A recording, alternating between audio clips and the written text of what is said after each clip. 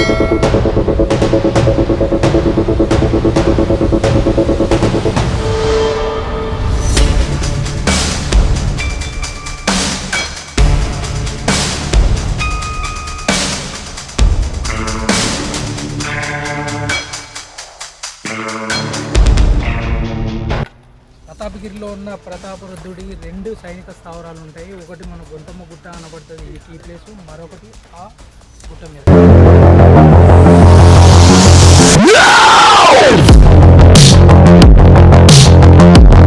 Hello guys, welcome back to our channel.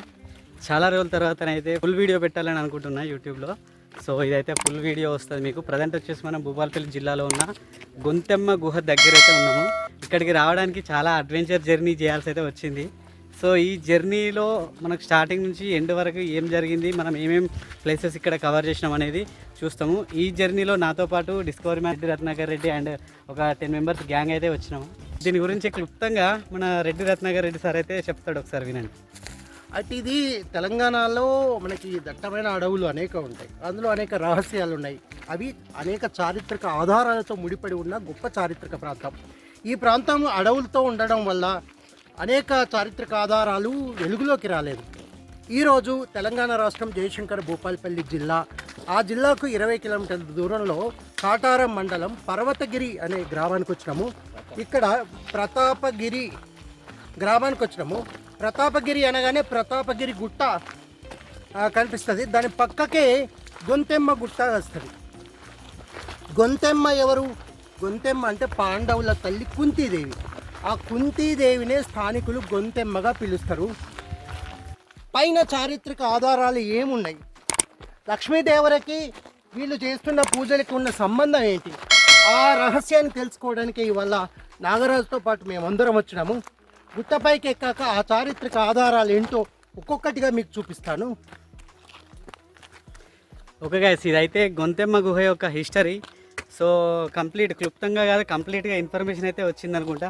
ఇంకా పైకి వెళ్ళిన తర్వాత మనం అక్కడ ఎట్లా ఉంది, దానికి ఏ టైంలో పూజలు చేస్తారు, ఇక్కడ జాతర ఎలా జరుగుతుంది, కంప్లీట్గా ఎక్స్ప్లెయిన్ అయితే చేస్తాను. ఇక్కడ చూడండి, కంప్లీట్గా ఇదైతే చాలా డేంజరస్ ప్లేస్. కింద పడితేనైతే ముక్కలు కూడా దొరకవు. సో మనమైతే ఒక హాఫ్ ఆఫ్ ది పార్ట్ అయితే ఎక్కినాం ప్రజెంట్. సో ముందే మన వాళ్ళు చర్చించుకున్నారు, ఒకవేళ ఎలుగుబంటి ఎదురుపడితే చేతులు పైకి లేపి ఓ అని ఉర్రాలంట. ప్రతాపరుద్రుని కాలంలో కట్టినటువంటి రక్షణ దుర్గం. సో ఇదైతే చాలా పగడ్బందీగా ప్లాన్తో నిర్మించిన కోట. సో ఈ కోట యొక్క ఎంట్రన్స్. సో చాలా దూరం నడిచిన తర్వాత మనకి కోట అయితే కనబడుతుంది. ఫ్రెండ్స్ ఇక్కడ చూడండి, కోటలోకి డైరెక్ట్గా ఎంటర్ అవ్వడంతో రాతి పైన రాసిన లెటర్ అయితే కనుగొనడం జరిగింది. సో ఈ లెటర్ దేనికి సంబంధించింది, ఇది ఎందుకోసం రాశారు అనేది అయితే మనకైతే వివరాలు అయితే లేవు.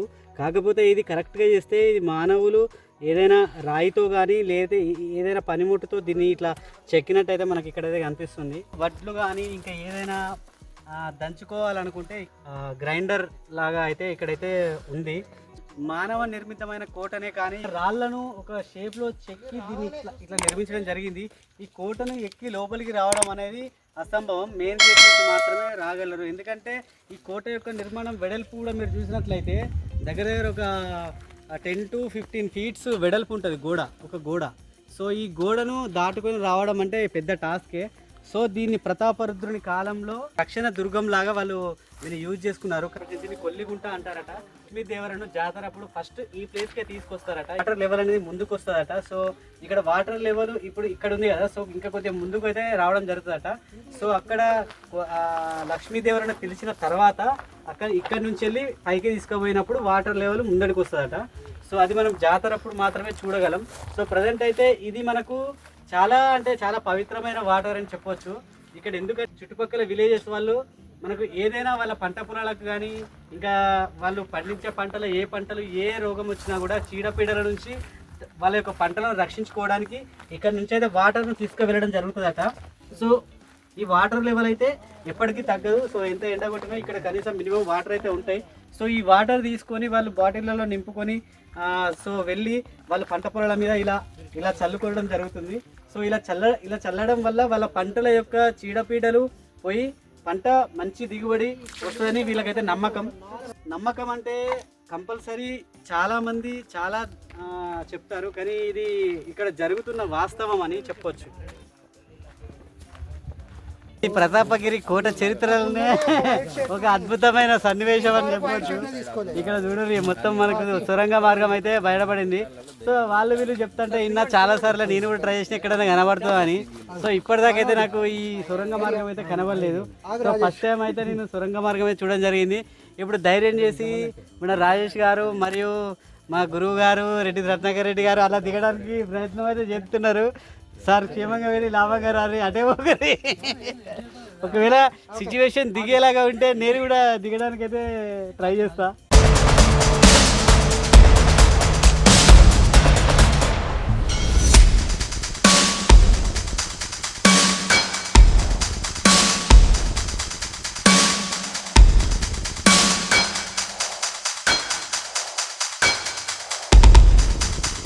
ఇదైతే చాలా దారుణమైన సిచ్యువేషన్. లోపల చాలా గబ్బిలాలు ఇట్లా అన్నీ ఉండడం వల్ల లేకపోయినాం.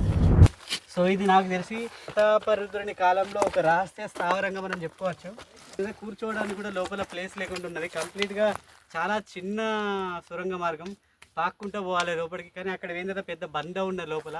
సో ఆ బండ తర్వాత మనకు దారి ఉందా లేదా అనేది తెలియదు. ఇక్కడ లోకల్ వాళ్ళు కూడా ఇప్పటివరకు ఎవరు లోపలికి వెళ్ళే సాహసం చేయలేదు. సో ఇదైతే నా డిస్కవరీ పార్ట్లో ఒక మైలురాయి అని చెప్పొచ్చు. సో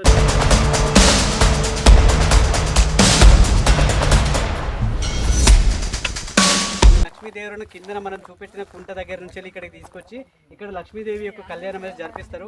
దీని పక్కనే మనకు పంచపాండవుల విగ్రహాలని, పంచపాండవుల గుడి అని దీన్ని చాలా రకరకాలుగా పిలుస్తున్నారు. సో ఇదైతే మనకు పంచపాండవుల యొక్క ధ్వజస్తంభము. ఈ గుడి లేకపోయినా కూడా దీన్ని ఇక్కడ మనకు పంచపాండవుల గద్దెలు అయితే కనిపిస్తున్నాయి. సో ఇవి పంచపాండవుల గద్దెలు. మీరు ఇక్కడ స్టెప్స్ చూడొచ్చు, 1 2 3 4 5. సో ఈ 5 గద్దెలు పంచపాండవుల గద్దెలని మనం అంటాము. సో ఇక్కడ ఉన్న వాళ్ళు చెప్పిన దాని ప్రకారం మనం ఇక్కడ చూసినట్లయితే పంచపాండవులకు ఇక్కడ 5 రాళ్ళు పెట్టి పంచపాండవులకు పూజలు అయితే చేయడం జరుగుతుంది. సో ఇక్కడ పంచపాండవుల విగ్రహాలు అంటారు వీటిని. సో ఇక్కడ మనకు 5 పంచపాండవులు ఇక్కడ కొలువై ఉన్నారని ఇక్కడ ఉన్న వాళ్ళ విశ్వాసం, ఇక్కడ ఉన్న ప్రజల యొక్క విశ్వాసం. సో ఇక్కడ మనకైతే ఈ కోరలు చూడొచ్చు, ఇవి వాళ్ళకి ఆచారము. సో ఇక్కడ ఉన్న ఆదివాసీలు ఈ ఆచారం ప్రకారం వాళ్ళు ఇక్కడ మనకు 5 కోరలు అయితే పెట్టడం జరిగింది. కానీ ఇక్కడ మనకు 4 కోరలే కనిపిస్తున్నాయి. సో ఇంకొక కోల అయితే మిస్ అయింది. సో ఇంకా మనం చూడొచ్చు ఈ ఆచారాన్ని వాళ్ళు ఎప్పటి నుంచో వీళ్ళు కంటిన్యూ చేస్తూ ఉన్నారు. సో దానికి ప్రత్యేక ఉదాహరణ ఇక్కడ మనకు కనిపించిన ధ్వజస్తంభమే. సో ఇక్కడ మీరు ధ్వజస్తంభాన్ని చూసినట్టయితే అక్కడున్న ధ్వజస్తంభము కొత్త ధ్వజస్తంభం అనేది చెప్పవచ్చు. ఇక్కడ ఆల్రెడీ పాత ధ్వజస్తంభం అయితే ఇక్కడ సైడ్ కు పెట్టేశారు. మేబీ కొన్ని కారణాల వల్ల ఇరిగి ఉండవచ్చు. సో ఇక్కడ ధ్వజస్తంభం అయితే ఇరిగిపోవడం వల్ల మనకు కొత్త ధ్వజస్తంభం అయితే పెట్టిల్లు. సో ఈ ధ్వజస్తంభం అయితే కంప్లీట్ గా విరిగిపోయింది, పుచ్చిపట్టి విరిగిపోయింది, చాలా పుచ్చిపట్టి ఉన్నది ఇక్కడ. సో దానివల్ల ఇది తీసేసి పాత ధ్వజస్తంభం కొత్త ధ్వజస్తంభం పెట్టారు. సో ఇక్కడ ఏంటంటే మనకు జాతర సమయంలో ఇక్కడ కనుక మనం చూసినట్లయితే కొన్ని వేల మంది భక్తులు ఇక్కడికి వచ్చి దర్శించుకోవడం అయితే జరుగుతుంది. సో ఇక్కడ దర్శించుకున్న తర్వాత అక్కడ కుంతీదేవి గుహ అని ఉంటుంది. మనం అక్కడికి వెళ్ళి కుంతీదేవి యొక్క గుహను అయితే చూద్దాం. ఇదైతే మనకు చాలా డేంజరస్ కన్స్ట్రక్షన్ అని చెప్పొచ్చు. ఇదైతే కుంతీదేవి యొక్క గుహ. సో ఇక్కడ మనకు ఒక చాలా కుండలు మనకు కనిపిస్తున్నాయి. నార్మల్గా జాతర సమయంలో వీటిని ఉపయోగిస్తారు కావచ్చు. సో ఇక్కడ మనకు అంటే ఎటువంటి ప్రమాదాలు జరగకుండా గవర్నమెంట్ ఫెన్సింగ్ అయితే వేయడం జరిగింది. సో ఇది నిర్మాణం, ఇది యొక్క కుంతి యొక్క గుహ. ఇది ఈ గుట్టనే మనకు తులసి ఈ యొక్క గుహను అయితే నిర్మించడం జరిగింది. ఇదైతే శివలింగం. మామూలుగా అయితే ఇది డ్యామేజ్ అయితే అయింది. గుప్త నిధుల కోసం ప్రజలు ఎంత తెగించిల్లంటే చూడండి, ఇక్కడ ఒక శివలింగాన్ని నాశనం చేసిళ్ళు. సో ఇది ఆల్రెడీ విరిగిపోయింది. దీన్ని పగలగొట్టి కింద ఏమైనా నిధులు ఉన్నాయా అని చెప్పి త్రవ్వడం జరిగింది. అలా తవ్వడం వల్ల శివుని యొక్క శివలింగం అయితే మనకి ఇలా ఇలాంటి సిచ్యువేషన్లో మనం చూడాల్సి వస్తుంది. సో ఇక్కడ నంది ఉన్నది. సో నందిని కూడా కొద్దిగా డ్యామేజ్ చేద్దామని ట్రై చేయాలి, కానీ ఇది మరి రీసెంట్గా పెట్టిందా పాతదా అనేది మనకైతే ఐడియా లేదు. నాకు తెలిసి రీసెంట్గా పెట్టిన దానిలానే ఉంది. సో దీని యొక్క శివలింగాన్ని మాత్రం కంపల్సరీ గుప్త నిధుల కోసం దాన్ని నాశనం అయితే చేయడం జరిగింది. ప్రతాపగిరి కోట పైన ఇంకొక దర్వాజా అయితే కనబడింది. సో ఇటు సైడ్ నుంచి మరి ఇది ఎంట్రన్సా, మరి ఇప్పుడు మనం వచ్చిన రూట్ ఎంట్రన్స్ అనేది తెలియదు. ఇప్పుడు వెళ్ళే రూట్లో మాకు ఈ దర్వాజా అయితే కనిపించింది. ఓకే గొంతెమ్మ గుట్టకు మనం వెనుక వైపు వెళ్తే మరొక ద్వారం కనిపిస్తుంది. అంటే మనం మామూలుగా పర్యాటకులు ఎక్కే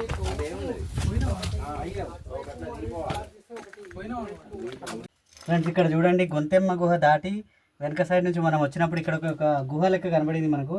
ఈ గుహలో స్టిల్ ఇప్పటికీ వాటర్ ఉన్నాయి ఇక్కడ.